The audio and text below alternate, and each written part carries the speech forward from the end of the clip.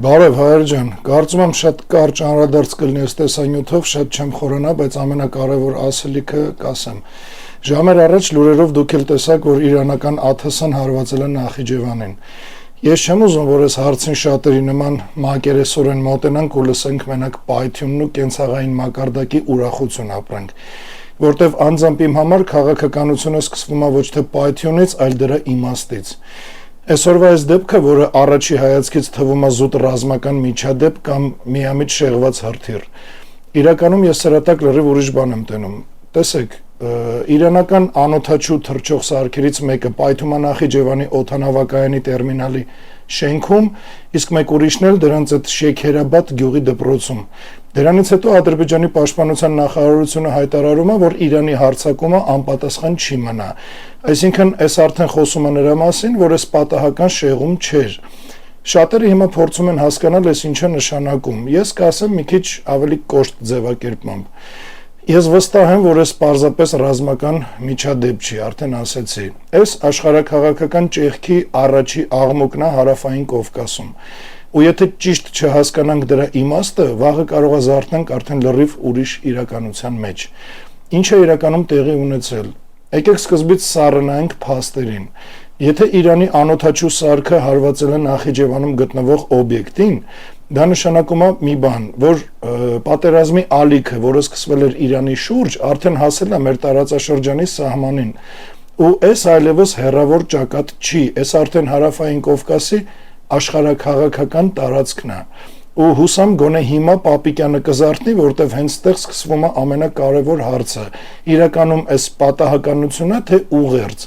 Ես համոզված եմ, որ ուղերձ է ու ասեմ, թե որն է Իրանի հնարավոր ուղերձը։ Իրանը երբեք չի գործում մենակ ռազմական տրամաբանությամբ։ Իրանի ռազմավարությունը միշտ բազմաշերտ է ու այդ հարցում ոչ մեկ չի կարող ինձ ապացուցի հակառակը։ Ու եթե իրանական ԱԹՍ-ն հայտնվում է Նախիջևանում, այդ կարա նշանակի երկու բան։ Առաջինը, այն որ զուտ տեխնիկական շեղում, ասենք պատահական հարված պատերազմական քաոսում։ Բայց ելի եմ ասում, ես այդ վարկածը դնում եմ մի կողմ, որովհետև եթե դա իրականում տենց ելներ, Ադրբեջանը չէր շտապի հայտարարեր, որ պատասխանը չի ուշանա։ Ու երկրորդը քաղաքական ուղերձն է, այս իմ մոտ ունի ավելի տրամաբանական ու հիմնավոր բացատրություն, որտեվ եթե նայենք տարածաշրջանի ուժերի բալանսին, երկրորդ տարբերակը ամենահավանականն է ու ամենահետաքրքիրը։ Նախիջևանը պարզապես հայերից օկուպացված ադրբեջանական տարածք չի։ Նախիջևանը այսօր հանդիսանում է Թուրքիա-Ադրբեջան ռազմավարական կապի հանգույց։ Եթե այդ հանգույցը հարվածի տակ է հայտնվում, նույնիսկ սիմվոլիկ, այդ նշանակում է, որ Իրանը հիշացնում է մի բան, որ ես տենում եմ այս տարածաշրջանը ու եթե պետք լինի, ես կարամ այդտեղ էլ հասնեմ։ Ու այս հայեր ջան, զուտ հրթիռի լեզու չի, այս ռազմավարական ազդանշանի լեզու է, որը շատ քչերն են նկատում։ Ու նայեք ինչ է հետևում դրան, Ադրբեջանի արձագանքը, Բաքուն արդեն դե տեսակ հայտարարեց, որ հարվածը անպատասխան չի մնա։ Դե այս հայտարարությունը Նիկոլի ֆոնին ու Նիկոլի հաշվին իրան ուժեղ տղա զգացող քնձղ Ալիևի կողմից սպասելի հայտարարություն էր, բայց իրական հարցը այս չի, թե Ադրբեջանը ինչ կասի։ Իրական հարցը այն է, թե կարա Ադրբեջանը իրականում պատասխան տա Իրանի նման պետությանը։ Եկեք խոստովանենք, որ ներկա պահին Իրանը տարածաշրջանային գերտերությունը իր տասնյակ միլիոնանոց բնակչությամբ, հսկայական ռազմական արդյունաբերությամբ ու բազմաշերտ ռազմավարական համակարգով։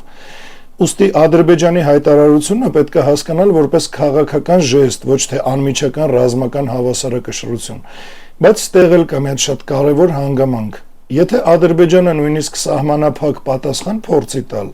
դա կարա բացի մի հատ նոր վտանգավոր շղթա ու հաշվի առնելով Թուրքիայի գործոնը,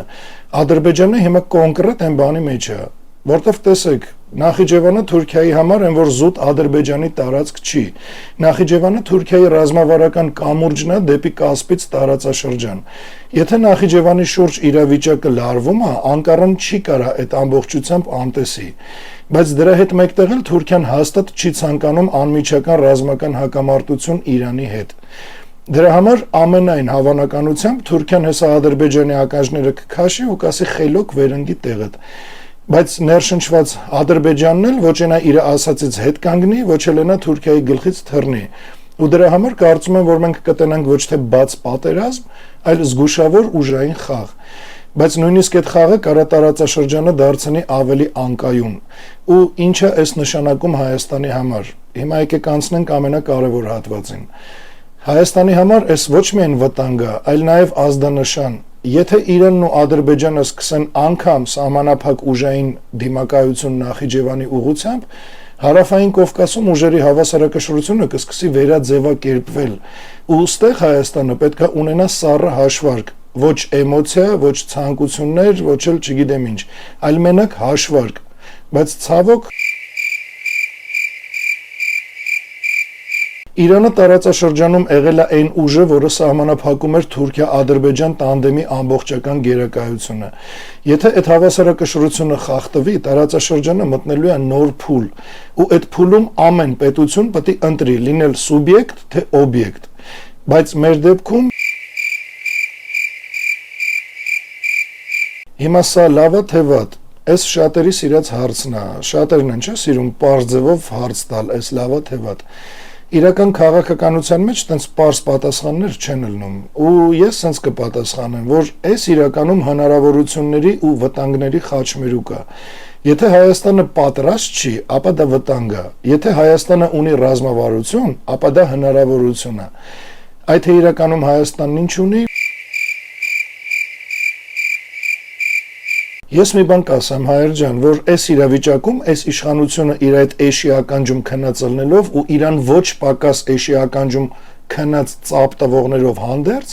կոնկրետ սպառնալիք է մեր բոլորիս անվտանգությանը, որտեվ նման դեպքերում իրականությունը պատժում է անպատրաստներին ու հենց սենց իրավիճակներն է, որ իրականության ու պատմության կողմից պարգևատրվում են մենակ նրանք, ովքեր կարողանում են ճիշտ պահին ճիշտ քայլ անել։ Ու հիմա այս իշխանությունը իր աթոռակռվով ու քարոզարշավով տառապելու փոխարեն պետք է առաջինը խորացներ իր հարաբերությունները բոլոր կողմերի հետ,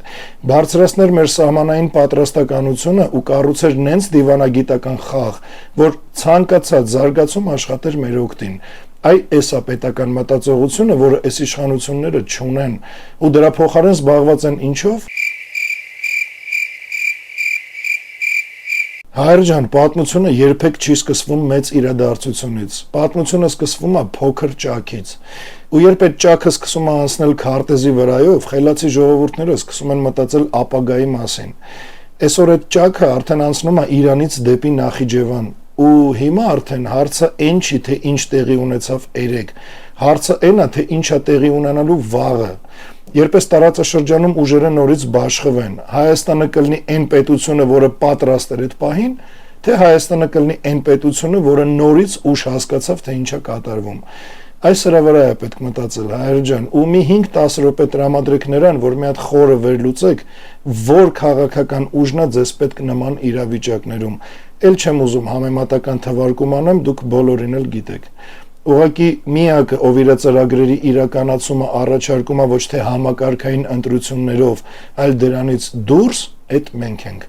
Մնացած ամեն ինչը ձեր ուղիղ տեսնելունն է, ձեր հասկանալունն է, ձեր վճռելունն ու որոշելունն է։ Մենք պատրաստ ենք։ Նենց որ անպայման այդ 5-10 րոպեն տրամադրեք խորը վերլուծության համար։ Այս պահի համար այսքանը, լավ մնաք ու օրհնված լինեք բարձր սիրով ու իմաստությամբ։